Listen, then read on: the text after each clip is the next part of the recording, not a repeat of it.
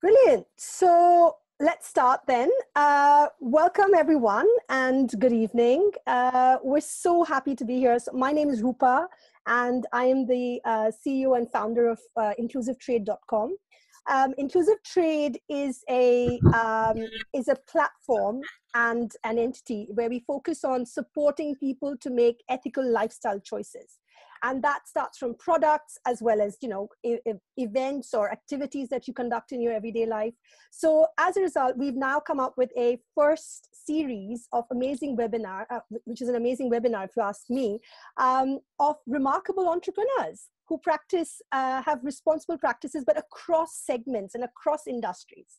So that's basically what this is about. And today I am so delighted to have with me my co-host, Emma, of course, who is also director at Inclusive Trade, and our wonderful, wonderful Sam, who is looking delightful in her perfect Christmas.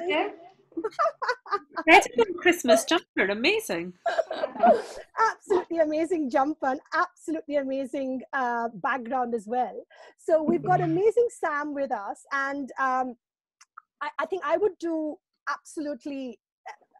do any justice if I tried to introduce Sam, because she just has the most incredible career, the most incredible passion. And I think firsthand, about 1 year ago, I got to know Sam. And that was the first time when I, was looking for the perfect dog for our family, perfect puppy for our family. And mind you, I have children, a cat, a husband, and more. So basically, it was quite a thing. And coming across Sam and being sort of one of the people who's first-handed gone through the journey, it's just been an incredible process. And, I just wanted to really share her story today, because I think there's so much to learn from what she's done, but also there's some valuable advice out there for people, especially today when everyone just wants to have a puppy. But, there's so much more than just that, right? So with that, what I'm going to do is, Sam, thanks again. And let's start with our wonderful webinar. And I will then open this up to everyone to ask questions and or put in any comments that you might have. Or if you'd like to take the floor and say something, more than delighted. So I don't know, Sam, if you've ever done this, but it's a bit of a behind the scenes, a bit of a backstory of who is Sam and what is your story. So tell us a little bit, Sam, tell us a little bit about yourself, tell us a little bit about your wonderful journey. And and I'm sure all our listeners and participants, as well as us, we're absolutely all ears. Sam, the floor is yours. Oh, we've frozen a bit there, Rupa. You there? You hear me? Hi, yes, sorry. Yeah. We can hear you, and go ahead. Fine, I'll just carry on then. Yes, just carry on. Just tell us a little bit about who where you've come from and your passion, which I know you've told me so many times, and it's incredible what you've done with your passion and made it into this beautiful business. So go right ahead, tell us. Thank you. So I'm Sam, founder and owner of Curtabemdoodles. I was raised by a single mum, council estate. We had it a bit tough back in the day. And as soon as I could, I went and joined the Territorial Army for a while, just to see if I could do better with my life, gain more, just more. And I did. I had great opportunities, and I went back to school, and I now have a degree in animal health and welfare. I was a veterinary nurse most of my life. So I think my passions just started when I was a child. You know, I brought all the waste and strays home. My mother used to drive her mad. She used to ask me, oh, is that gift alive all the time? Because I was brought home live animals. So I think I always had a passion for animals. And, you know, being a veterinary nurse and working with dogs, they were always my favorite. They're such amazing creatures. I learned so much from my dogs. Wanted to breed, but unfortunately, purebred dogs more and more now are becoming, they just have many, many health problems. And there's many reasons for that, but I won't go into it. It might be all day. But for me, I wanted to crossbreed. So I did a lot of research. When I was doing my degree, we did a year on genetics and welfare and, you know, breeding, that kind of thing. And it fascinated me so much. I just absolutely love it. And so I wanted to crossbreed. There's hybrid vigor in crossbred dogs. So I just started there, really. And I just built up from there. I never, ever thought that I would be where I am now today. I think being so passionate about my dogs and about the puppies I breed and supporting owners, and for me it's just become this wonderful community that I'm sometimes blown away by. The support people give each other is just phenomenal, and you know, I'm so delighted and honoured to be a part of that. It's amazing. So yeah, you know, I'm a single mum myself. I have 3 children. My son now has moved out, he's older. Keeps coming back though every now and again, it's a bit annoying. But he's gone. My 2 girls, Abby and Emma, 8 and 15. And, you know, we work really, really well together. My Abby particularly is wonderful with the dogs. You know, it's a real family that we do this together. And I couldn't be prouder of them. They're amazing. That's amazing. And you did say to me last time we spoke about the name Curtabem, right? Yeah. That'd be lovely. I'm sure people want to know about that. So it's my children. I think if I was feeling bad because every picture on my phone was just of the dogs. I seem to have forgot about the children. So I thought I'm going to have to incorporate them somehow. So Curtabem is Curtis, Abby and Emma, which are my children. So Curtabemdoodles. Perfect. This is what everyone sort of, I think a lot of people had that question at one point. I think people often say, what does that mean in Welsh? They just think it's Welsh, but it's not. It's actually my kids. You should just probably say it's something really very exotic. Yeah. Your kids. So Sam, but I mean, you know, bringing up this whole beautiful business and at the same time, as you said, being a single mom, I mean, there must have been challenges, right? Especially because you're just so passionate about what you do. And at the same time, I mean, you know, you've kind of kept the focus of keeping it sustainable and ethical through the chain. And that could not have been easy. I mean, I can imagine that most businesses have problems, and especially when you're sort of juggling. Do you want to say something to us about, you know, what's been your core, or let's say your biggest challenge? I'm sure there've been loads over the years, but you know, what's maybe something that pops up as one of the biggest sort of hurdles you've had to cross, or what do you need to keep crossing every day? Something that really is there. I think being a mum is really difficult because this job, particularly in the beginning, was 24/7. You never stop, you know, from the 6 o'clock in the morning till midnight. You're answering phone calls, talking to people, reassuring people, talking to them about the puppies, the dogs. Then there's the puppies and the dogs. So it's just a constant thing. I'm constantly on my phone. My kids think it's attached to me like I'm a teenager. It's ridiculous. So I think for my younger daughter particularly, you know, it's very difficult to see me working all the time. Maybe for the first 5 years, that's all I did was just work. You know, I had to build this reputation, and I love talking about my dogs. So I get on the phone to someone and I'm on there for about an hour. And, you know, and you might speak to 5 or 6 different people every day, and that is a full-time job in itself. And then you've got everything else to do. So that has been a challenge, I think, trying to find the balance between work and home life. That is really difficult. And I'm finding, you know, I work into the night because I do things with the children in the evening, most evenings. Not all the time, but yeah, that's been a real challenge. And, you know, finding really good, healthy dogs, like I say, breeding from pedigree dogs is a challenge because their health is not great. Not all of them, but a lot of the time it's not great. You know, and I'm just doing justice to the breed. I mean, particularly my Bernedoodle breeds, or Bernedoodle line. I wanted, obviously, the best mums with the best temperaments, best characters, but also I had to make sure that they didn't come out all black, or, you know, they really need to be a breed in their own right and look as much like a Bernese Mountain Dog as possible. So, you know, we got Jonathan. I spent 4 years researching for my Bernedoodle line, and Sorry, that would be the 6-year-old. Don't worry, that's what I just had to do to my 5-year-old. So. No, don't come in here. Sorry. Yes, the Bernedoodles. So Jonathan, who's our stud boy for the Bernedoodles, I spent 4 years researching, and he came from America 2 years ago. And, you know, it took a long time, a lot of research, a lot of dealing with, you know, wonderful Americans. So it took a really long time. That's fine, Sam. Sorry. It's absolutely fine. My boy dogs have just come in the room with the girl dogs. Uh-oh, boys. Here. Levin. Oh. So much for family, keeping everyone out of the way, huh? If you need to put one of them out or in, just bear with me. I'm just going to come on. But I think that kind of goes to show that it is a 24/7 job, isn't it? Absolutely. I mean, I for one know that I've had so many calls with Sam that I almost feel a bit guilty now, actually, trying to take her time. So where was I? Challenges, yeah. So there are quite a lot of challenges, and keeping ethical is also really, really challenging, you know. Making sure that I'm doing the right thing by people, because, you know, it would be so easy just people to say, I want that puppy because it's what they have an idea of. And for me, I, as you know, choose puppies on character and temperament that would suit that family and suit, you know, other people have other dogs, and sometimes it's gone mad now. Don't worry. Sometimes, you know, other dogs don't suit other dogs, particularly female dogs. They can be funny. So we've just got to make sure that we get the right character puppy for the right person. You know, that's always a challenge, particularly with the Bernedoodles, because people want something to look a specific way. So that's quite challenging to make sure that people get the right puppy, not just because of what it looks like.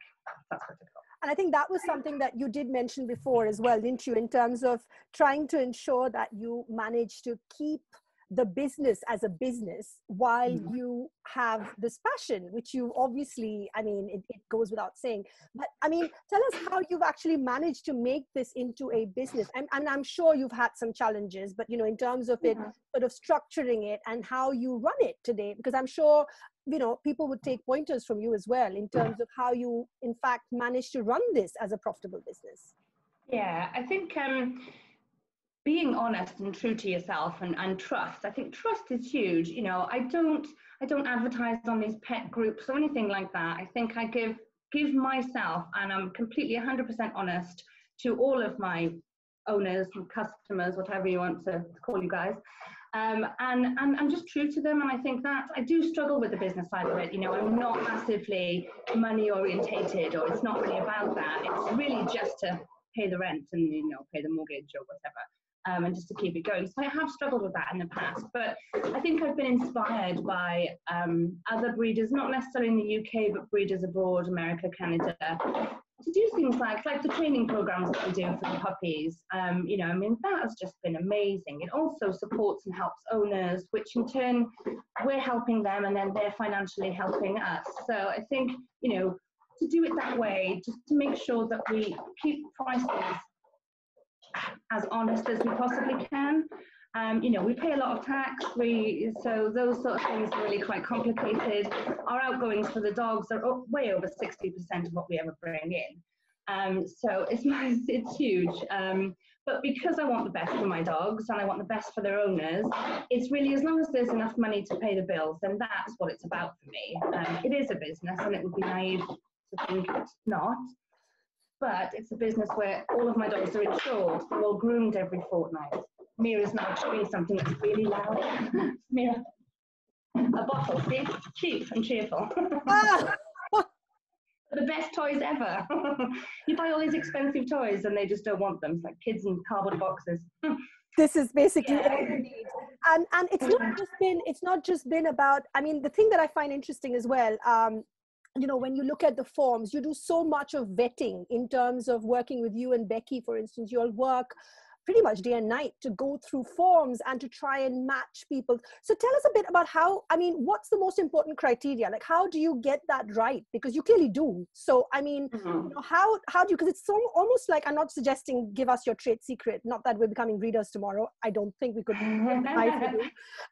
but honestly, I think what would be great to know is that, you know, I mean, how do you do that? Like, what are the key things that you need to look for? Do you look at the size of a family, children? Do you look at, I mean, how do you help people? Because I know a lot of people do go out and just, you know, as you said, go to a breeder or a shop and pick up the dog without thinking whether they live in a flat or a house and things like that. And that would be great to hear a bit from you in terms of those considerations. Well, I think we are very thorough with our vetting, and yes, we like application forms that give a lot of detail. You know, I mean, it depends on the breed. So for our Bernedoodle application forms, are slightly different to the Golden Doodle ones. Things like how many flights of stairs do you have is really important when you've got a giant dog, because living in a 3-story house wouldn't be suitable for such a sizable dog. Things like, do you rent or own your home? You know, what children do you have? What other pets do you have?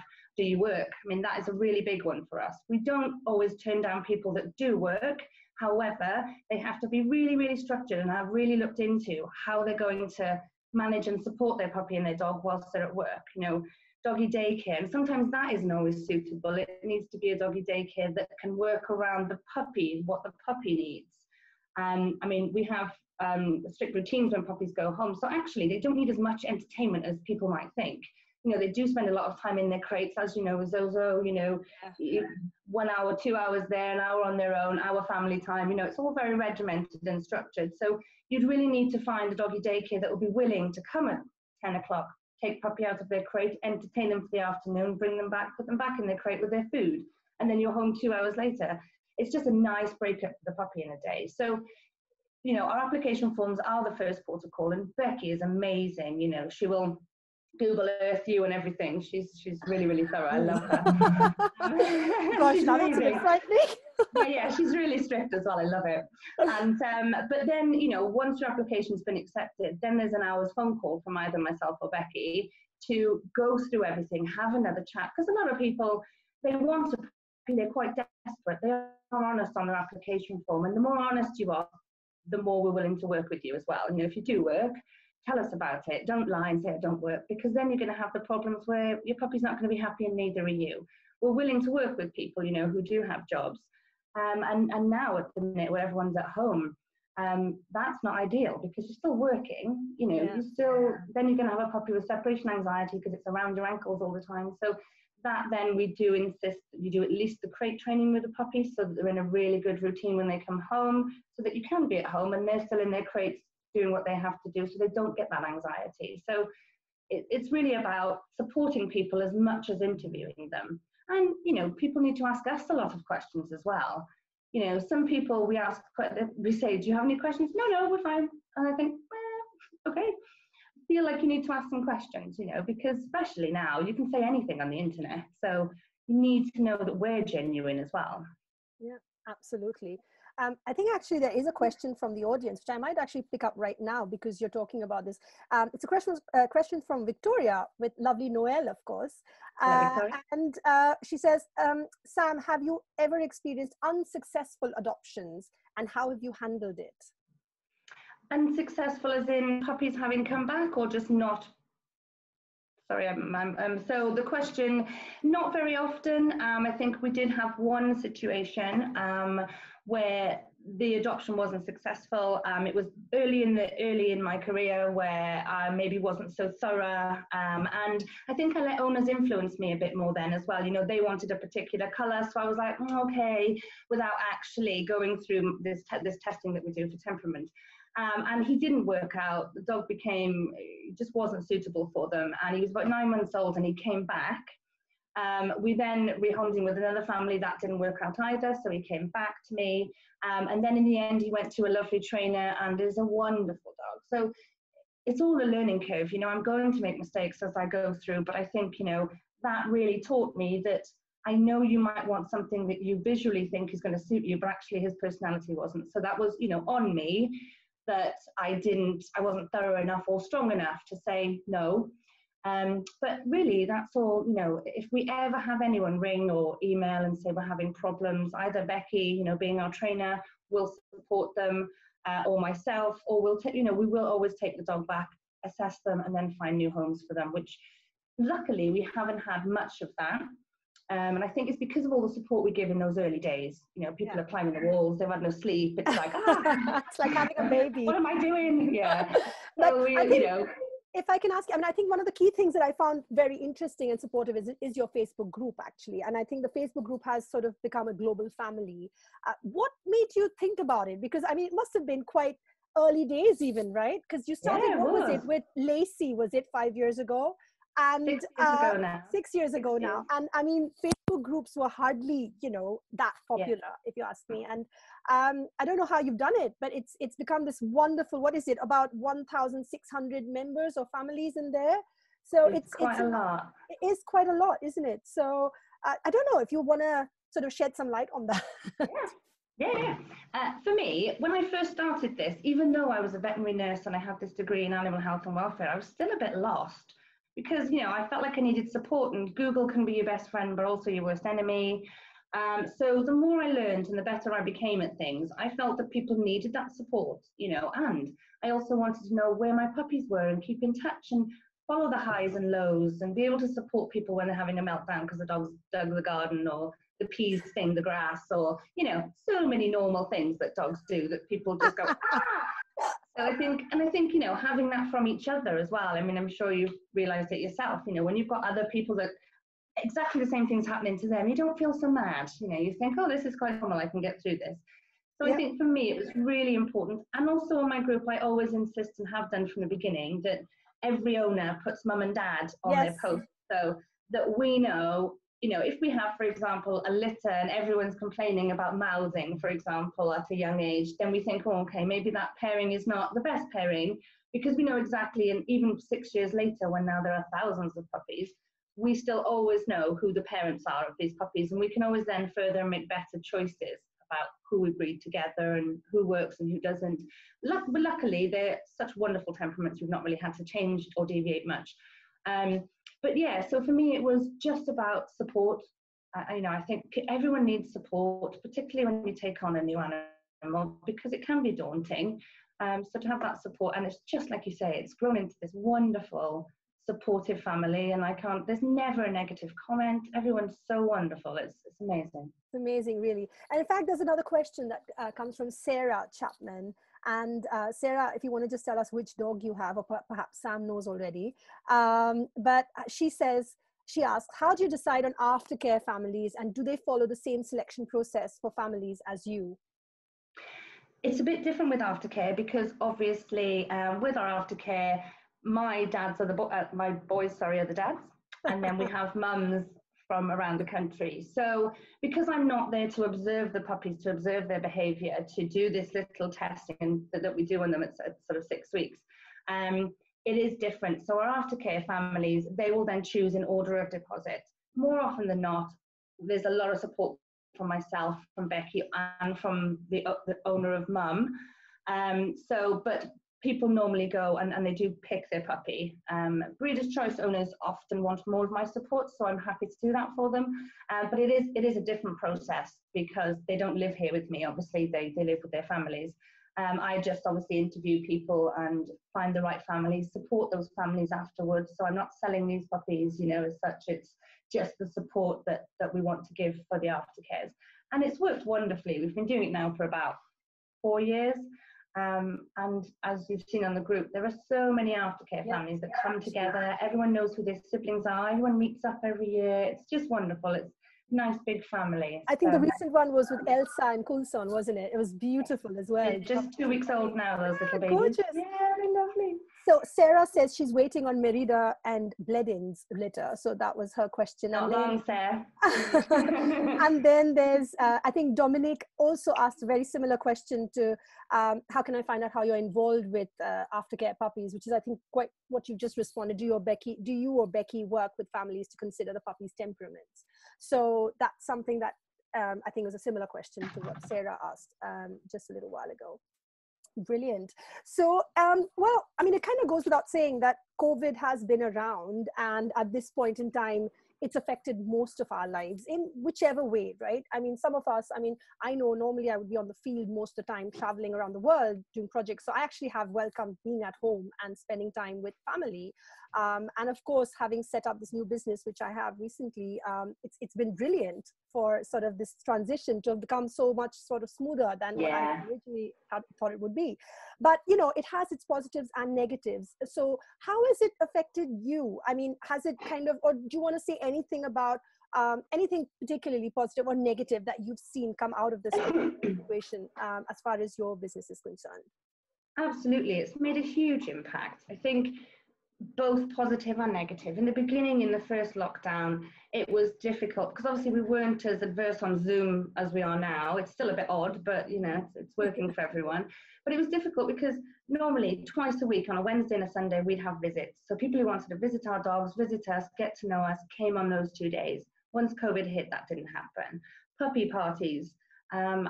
But don't we could with you and Zozo, could we? No, we didn't. No, we didn't. No. So our puppy parties at 7 weeks is when we tell people which puppy they've got, and everyone gets to know each other. I get then, you know, Q&A moments where I talk about the crate training, toileting, diet, all of that. That's all stopped, of course. So it's really strange, and it's difficult for the puppies because it's just us here now. So the puppies actually aren't getting the exposure that they should get with all these loads of people around them. So that is more challenging for us for sure. The increase in amount of applications we've had, you know, in Becky we were talking about it yesterday, I think, just it seems to go in waves. The minute Boris locks us down again, we get a surge of application forms. And the biggest worry there is that, you know, we've had a few where they don't live where they say they live, and I think there's a problem at the minute with people buying puppies and then selling them on for more money. I think prices have gone through the roof. Ours are the same pre-COVID now as they were, they're the same price. But some people are, it's quite shocking. It's quite disturbing and upsetting that, you know, unlicensed people are selling puppies for twice, if not 3 times as much as our puppies, given the work that we put in. It's quite upsetting. But I feel to take advantage of people now through this pandemic, when everyone's lives are up in the air. Yes, they're desperate for a dog because they're home, but then what happens when they go back to work, when all this is over? You know, what happens to dog and puppy then? Yeah. I think we've been lucky to be able to get away with most of that because our waiting lists are so long. You know, at the moment, you probably won't get a puppy till 2022 from us. There might be room, you know, if we happen to get a new dog in the meantime, but at the moment. So I think people are aware, you know, anyone who is going to do anything unscrupulous and try to sell our dogs on, they've got 1.5 years to wait. It's not really quick money. So I don't think that's going to affect us. But we do have a lot of applications with people thinking they're suitable for a dog because they're home all day and actually they're not. You know, they're It's better just a temporary thing. Yeah, I think so. But I think that would be a point where I think there have been a couple of other questions that have come in, and I'm just literally looking to just try and see how many we can get through as well. Let's see. There was a question on how do you assess the personality of the puppy prior to matching them with their new owner.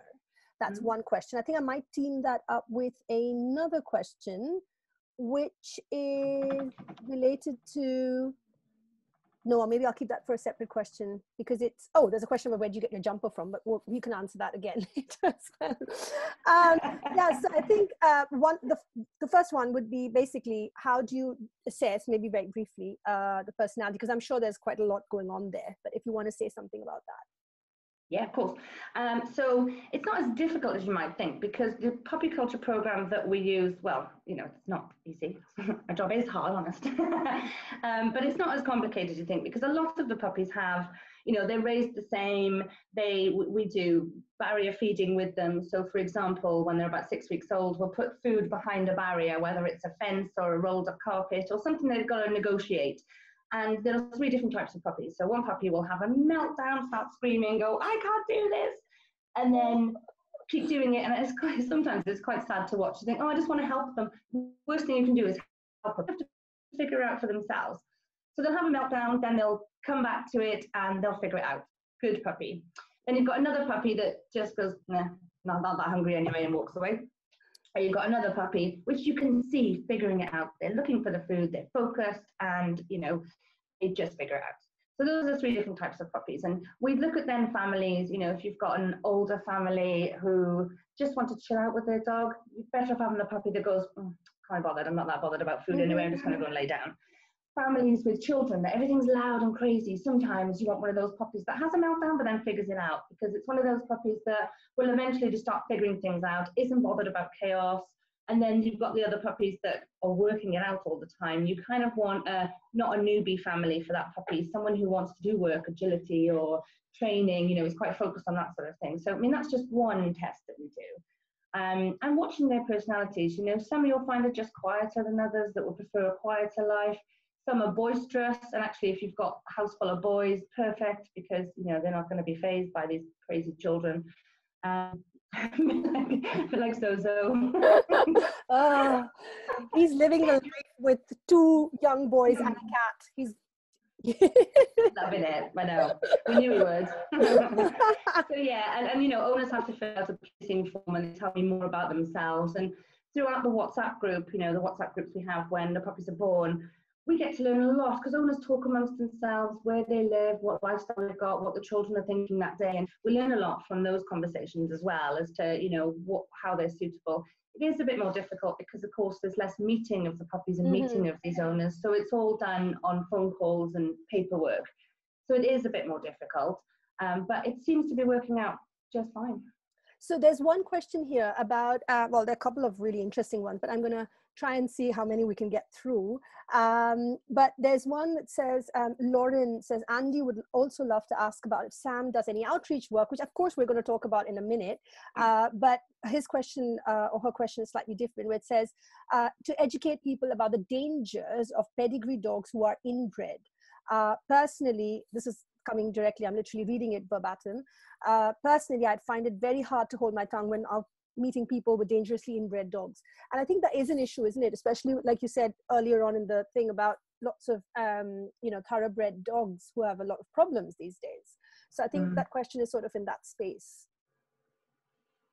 It's really, really difficult because, you know, some people like what they like. They like a retriever, or they like a Labrador or a Spaniel, or actually I think they're probably the healthier ones. I think the gene pool is quite large in those breeds.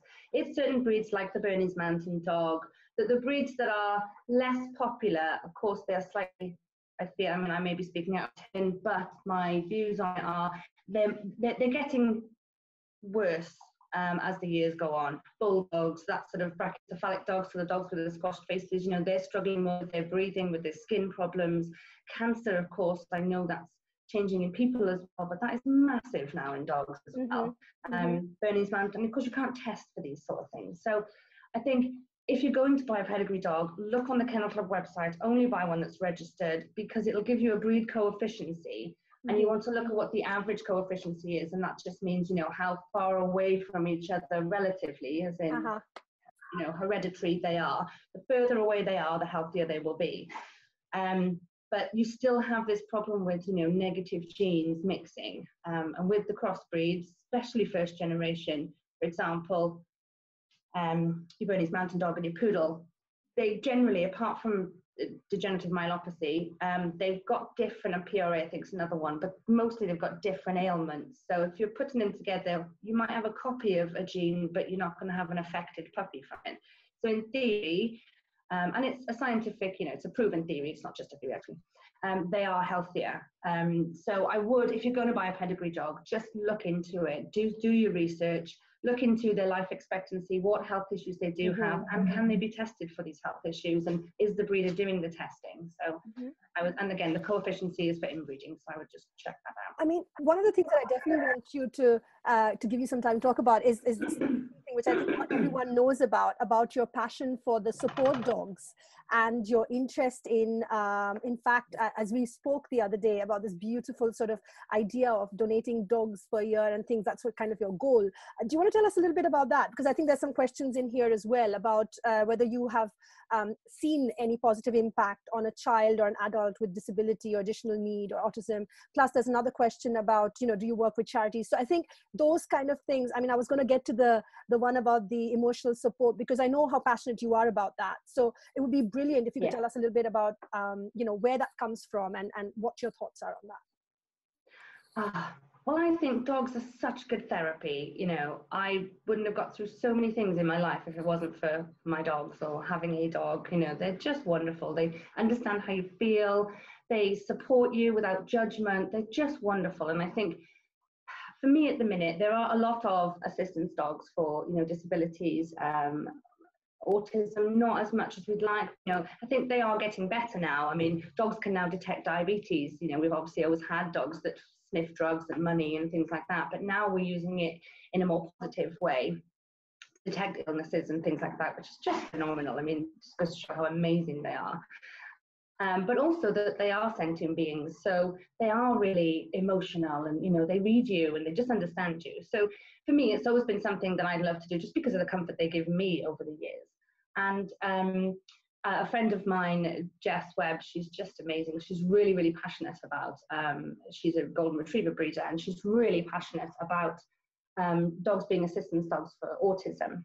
She has one herself. Her child is one of her children is autistic, and the dog's amazing, and she's really passionate about it. She's a really wonderful lady. So a year or so ago, I was working with her to start a charity, eventually becoming a charity of bioside assistance dogs, which has gone a bit quiet now because of COVID. You know, we've all had a lot on, so I think it may take a while for it to build up. But I mean, Jess is still doing it. We have a Facebook group people have joined. Jess donates dogs, which is what I would like to do in the future. To donate a dog to existing charities, you have to be registered. So it's different. Obviously, it's difficult for me because I'm a crossbreeder and we can't register our dogs with the kennel club as a case registered. So for me, you know, Jess is really keen on the autism side of it, which is wonderful. And I really, really love to be on board. And I'd love to donate my dogs every year, you know, because it's a really, really expensive thing for a dog to be trained. It takes 18 months, 2 years as a minimum to train these dogs up to do this job. So the expense of a trainer and everything else, you know, it's out of reach for most people. So if we can donate a dog and make sure somebody has this perfect dog for the job, then maybe they can afford, whether it be through, you know, raising money or whatever, to get this training done. We'd like to eventually, in the bioassistance dogs, be able to offer that, you know, go to companies and try and appeal to them to help sponsor these dogs, so we can train up ourselves to be support dogs. My personal passion is more PTSD, anxiety, stress, all those sort of disorders. The difficulty is there's not much regulation around this sort of thing, and a lot of shops now and places will allow assistance dogs but not support dogs. I think it's slowly coming out there, like some taxis won't take them, and you know, unless they're actually assistance dogs. So that is our aim, really, just to provide more dogs out there to help, particularly now with COVID. You know, so many people are really suffering with their mental health. If we can support them and have dogs that will support them, I think people need that. You know, you don't have to be socially distanced from a dog either. So, you know, if you have your dog, it's great. You know, it can help you with your emotions, with dealing with just everyday life, get you out of the house, because that's another thing. Oh, yes. You know, I think you have an obligation to a dog, and somebody who's suffering with a mental health issue, who has this dog with those puppy eyes saying, can we go out for a walk? You know, you're going to do it. So even basic stuff like that. So it's not a fully trained dog, but it's going to save your life. And you know, I think I would love to be a big part of that and give people as many dogs as I can afford every year. Oh, that's really lovely, Sam. Absolutely lovely. And I know that there are some other, well, actually, Emma says that they have a canine teaching assistant at Middlesex University who, in fact, wears a vest. I've seen it. I've seen her or seen him. I can't remember whether it's a male or a female dog. Or people. We have a few different dogs. We have a few different breeds of dogs that are used as canine teaching assistants. That's amazing. Yeah. Absolutely love it. And they always really remember that session, and it really helps them engage their memory, have very positive memories of everything they were discussing and talking about that day. So it's brilliant. Really amazing. And I'm glad to see more schools are on board with that as well now. I think a lot of schools are on board with dogs in school. Victoria, did you want to say something, especially because Victoria is joining us in from Greece right now? Hi, Victoria. Hello. Can you hear me? Yes, we can hear you with the lovely Noel. Great. Yeah, so Victoria, you have the floor if you have any questions or you want to say something. No, I just want to say that for me it was a very difficult adoption because Noel had to travel to Greece, from UK to Greece. We had Brexit in the way, and it was so anxious for me. And also, we are at home with 8 cats, so we had to find the right dog to match. So this is what Sam does. Sam does miracles. And I really believe that I am blessed to have adopted a dog from Sam, because Noelle is a dream come true. She does not just give you a healthy dog. A healthy dog, it's very important, but it's not just this. She matches the right dog to the right family. And for this, we are forever thankful to her. Oh, thanks so much, Victoria. Bless you, Thank you so much for that. Thank you, Victoria. Brooke, did you want to say something as well? Because I remember that you wanted to say, at some point, say something. I'm not quite sure if you can hear me, Brooke. I can hear you. You're definitely going to get tears, though. I'm sorry. Oh, no, Brooke. Mine was just what Sam did for me personally as a good example of choosing the right breeder, and also just like an amazing person. I obviously got Buddy. Oh God, sorry. I got Buddy over a year ago, and we lost him at 6 months. And Sam would call me, check in on me. She was there for me when I lost him. And then I had a relationship breakdown. I honestly was so down. And she called me and wanted to donate me Tucker. And in the midst of getting everything ready for Tucker, I lost my stepdad suddenly. And she really, really did help me. And I know, like, I'll always, not just at a breeder level, but I would always want to be in contact with Sam, and just hope she knows how life-changing her job is and what she does. And she's got me through, like, the worst times, and I do really appreciate it. Oh, love. I'll stop crying now, sorry. Thank you so much for sharing that. Thank you, darling. Gosh, really. Oh, that's really, thank you for sharing. Really feel really privileged. In fact, I would say that the Facebook group has in fact brought us all so much closer to each other, and just the idea that you have this global family, and as you know, everyone just helping each other and supporting each other. And I think that kind of, often, you know, people talk about corporate values, and, you know, it's sort of made out to be a very, very fancy thing, which is sort of meant to be put in your documents and everything. But actually, at the end of the day, it's just about what you drive, isn't it? It's the sort of values that you bring to the table, and everyone kind of just sort of absorbs it and saps it in, and everyone just, you know, is the same.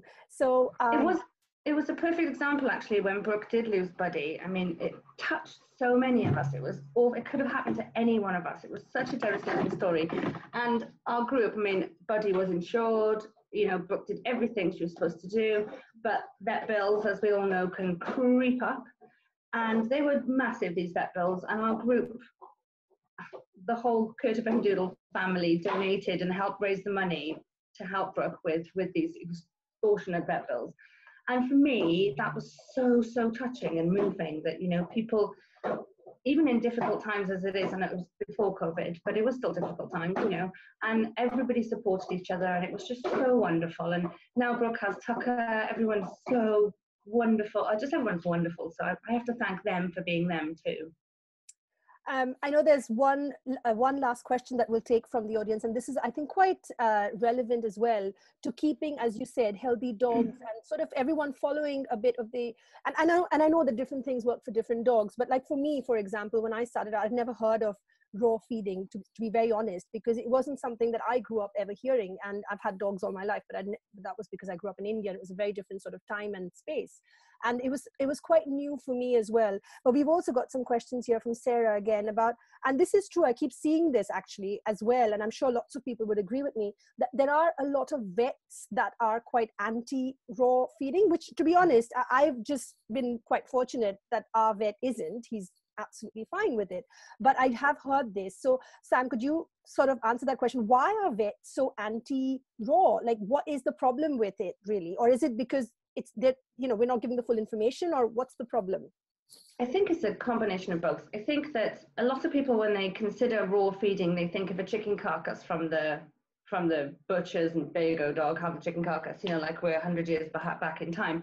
It isn't like that, but unfortunately, a lot of people aren't educated enough on raw food. I think it's definitely getting better now. You know, more companies are doing it properly. It does have to be a balanced diet. You know, you need to have your 80% meat and muscle, 80% bone, 80% bone, sorry, 20% bone, 10% offal. But I think that's right. I'm not a nutritionist, so no. I use Bella and Duke, who are amazing. They do all that for me. So, and I think a lot of my families also use Bella and Duke.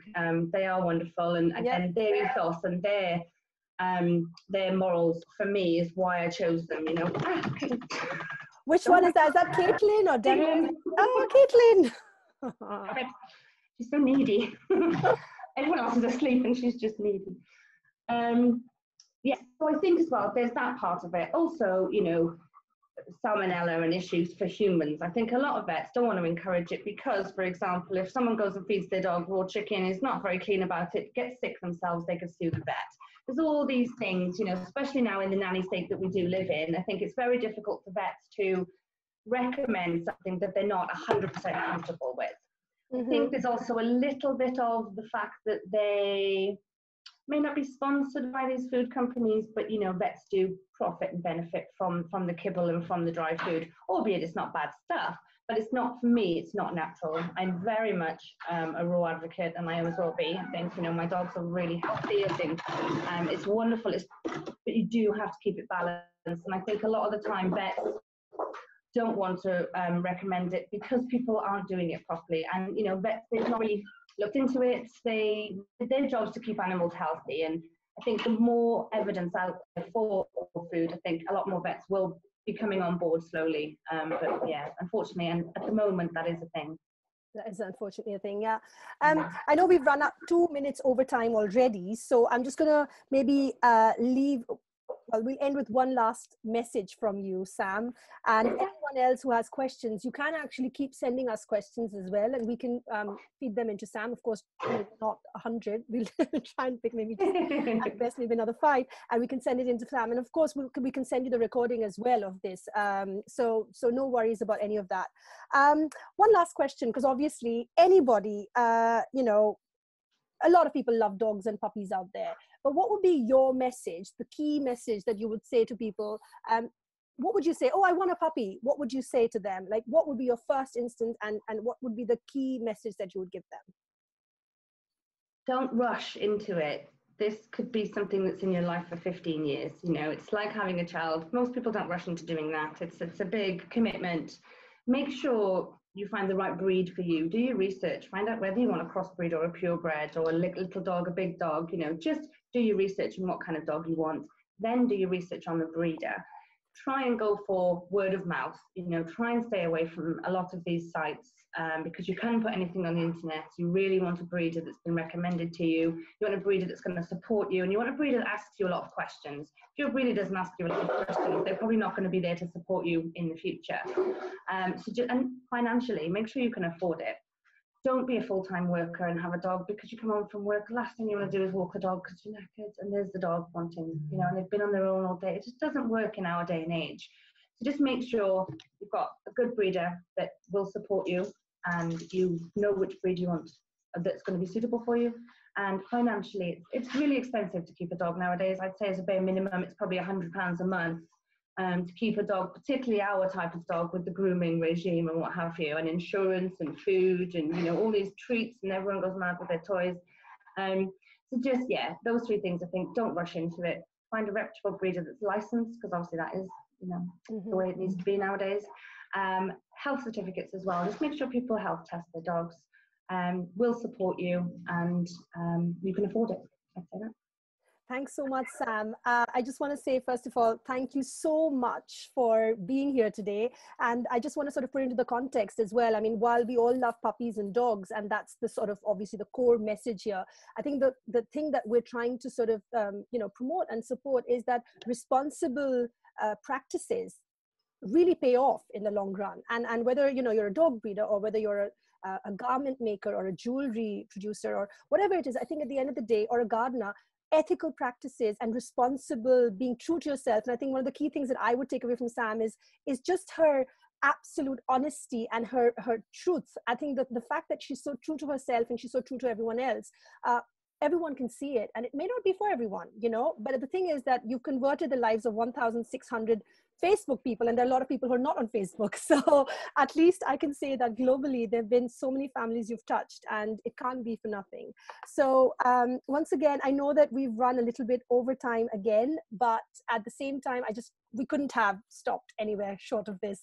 So Sam, thank you so much again for being here today with us. And for everyone who's joined us, I can see there've been a lot of people and lots of messages. If you do have any more messages, please do send it along to us. I'm also on the Facebook group. So if you do have something that you want to say and you just didn't, and think that you want to say something that you want to share with us that should go into this featured article that we will be writing on Sam as well, please do send it, because of course we'd be more than happy to do that. And once again, Sam, I can only say thank you personally for Zozo. He's the most amazing thing that's come into our lives. And I'm sure everyone who has a dog from you would share that message. So thanks again, Sam. And thank you everyone for having spent this amazing time with us. And I think we've lost Sam. Oh dear. Maybe one of the dogs have just put their paw there. Well, but that's Sam for you. Sam's life is 24/7 with her dogs, and this is just absolutely what she does. So again, thank you everyone for being here today, and I'm sure Sam would love to hear any messages that you have. I will definitely send it her way. So thank you very much, everyone, and have a lovely evening. Bye-bye.